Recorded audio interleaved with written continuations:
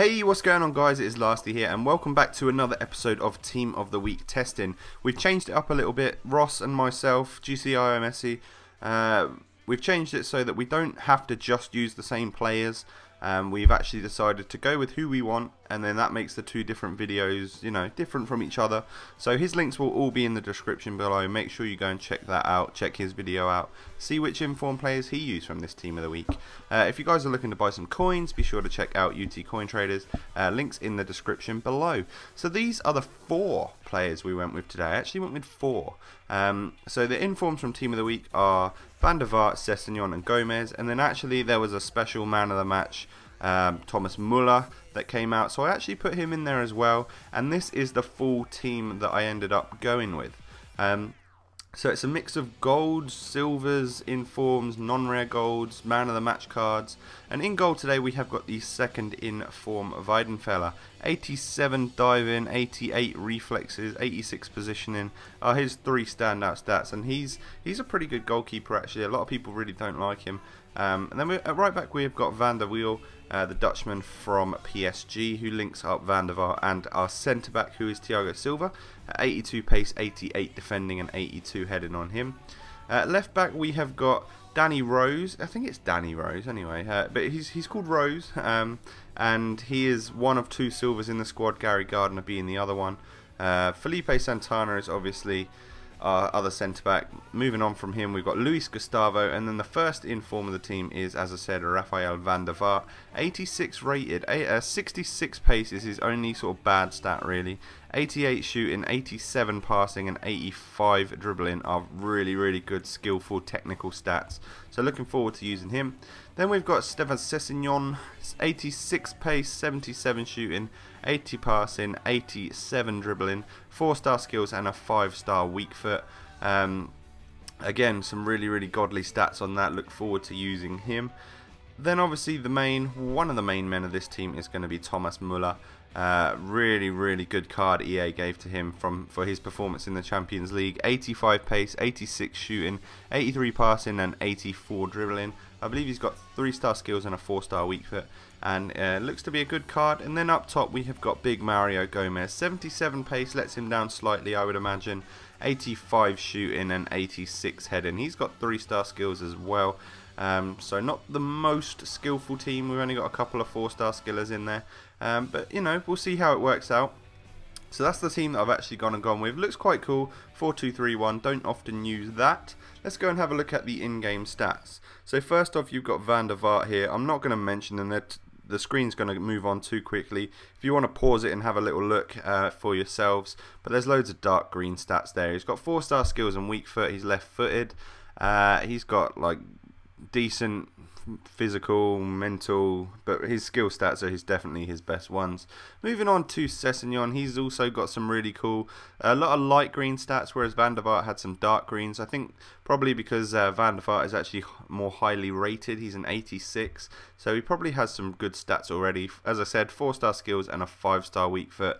Sessegnon really excels in the physical and mental attributes there. Really good stats on him. Moving on, Thomas Müller has actually got, again, some really great stats, like one being 94 finishing, 92 shot power and 89 long shots. So his shooting is really great. 96 volleys as well. I mean, what a card he's been given. He has got high work rates, which can be a little bit of a problem, but has some good physical attributes and some decent mental attributes, I guess. Not too bad at all. So that is him. Moving on to Mario Gomez. He has got, there's some reds and stuff in there. I think that's probably because he is an out-and-out striker, so all of sort of the defensive-y type stats like the slide tackle and stand tackle and marking, they're all down a little bit. But some really great finishing and stuff. Decent physical attributes, you know, really good strength and whatnot. And then some okay mental attributes. Let's have a little look at the goals we scored. Alright, and I'm going to say it now, I hated playing with this team. It looks so good on paper. It probably was just me being poor, really just not playing well, I guess, but so be it. I didn't do very well with this team. I think I played 8 games and won 4 of them, and they weren't by huge margins or anything, so that was a little bit unfortunate. I guess it didn't suit my playstyle. Nice goal there from Van der Vaart, being the one goal that he did score for me. But he's got great technique and like a great finesse shot, which you don't often see in this game this year. Sessegnon scored a couple of goals for me. He was an okay player. He actually set up quite a few of the goals that we did score, I guess. But he proved to be alright. They're both let down by being on the wide cam positions, and I think I want to try in future to get these guys into like a central cam, because I just know that I would absolutely love Van der Vaart. Like, I really enjoyed him in a centre mid spot in like a budget squad, the regular Van der Vaart. And I know that Sessegnon would be a beast. There was a nice finish there from Mario Gomez.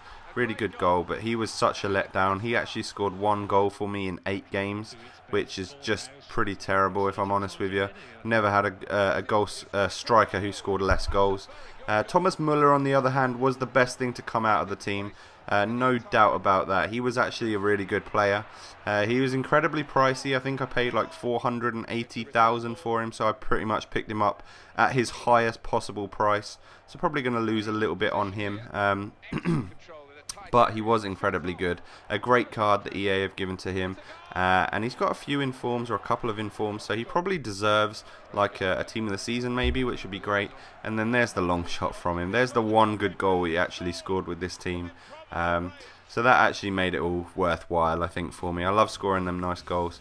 But unfortunately the team just did not work out for me. I mean, looking at it right there, it should be good. You mean you've got a second informed goalkeeper who Weidenfeller actually did alright. A lot of people really hate him, but I actually got on alright with him. The standouts in the defence would be Danny Rose and Felipe Santana. Actually seem to work better than the other two there, who are more highly rated, which is a bit strange. Luis Gustavo is an absolute rock and a great CDM on this game. Highly recommended. Hopefully he gets some sort of inform or some sort of good card this year. That would be great. Van der Vaart, let's get onto him, shall we? I think if I put him in that centre forward spot, or maybe like a central cam, so in a 3-5-2 or a 4-1-2-1-2 or something, he would be influential. Like, he's got 87 passing, incredible shooting. He would be great. But unfortunately, he only gets a 7.5 out of 10 just because he didn't perform superbly for me. He actually set up a couple of goals in that you will have seen and stuff, and he was an okay player, but just really nothing special. Sessegnon, I think, performed a little bit better than him. It's a lot easier to use players with pace on Ultimate Team. Everybody knows it. So trying to actually, get away from a defender using Van der Vaart was not the easiest thing in the world. But Sessegnon did pull away from them defenders and unleashed a couple of decent shots and stuff, and played a few balls into the box. So we're going to give him an 8 out of 10. Like, a pretty solid performance from him. But only 2 goals in 8 games is a little bit lackluster. You would expect more, but I think we can put a lot of that down to just me playing absolutely terribly. Excuse me. Mario Gomez. What can I say? He was awful. I really like Gomez as a player, and I want to enjoy him. Maybe if I just do a Bunda team with like Royce up front as well, so you've got the tall and then the pacey. But for this team, I can only give him a 5 out of 10. It just didn't work. You pay 200,000 for a striker, and you sort of expect him to do a bit more than score 1 goal in 8 games, even if you did play terribly. But the shining star of this team, no doubt, was Thomas Müller. He was a really great player. I mean, 4 goals in 8 games isn't particularly brilliant, but if you take into account that I was playing awful, then he just found the back of the net even when I was playing that badly. So I really rated him, and I'd love to use him again, so I'll definitely try that out. Gonna give him a 9 out of 10. You can't get a perfect score because he hasn't got better skill moves and stuff like that, which are also important things in Ultimate Team. But that's the video. That's the squad. I think the price of it is going to pop up on your screen right about now. And it's 1 million, just over 1 million coins. Links to Ross's videos are going to be all over the screen on annotations and in the description. Go and sub him up as well. Got more subscribers than me, 50-something thousand. Produces really great content. So thanks for watching, guys. I'd love to hit 1,000 likes, and I'll see you next time. Peace.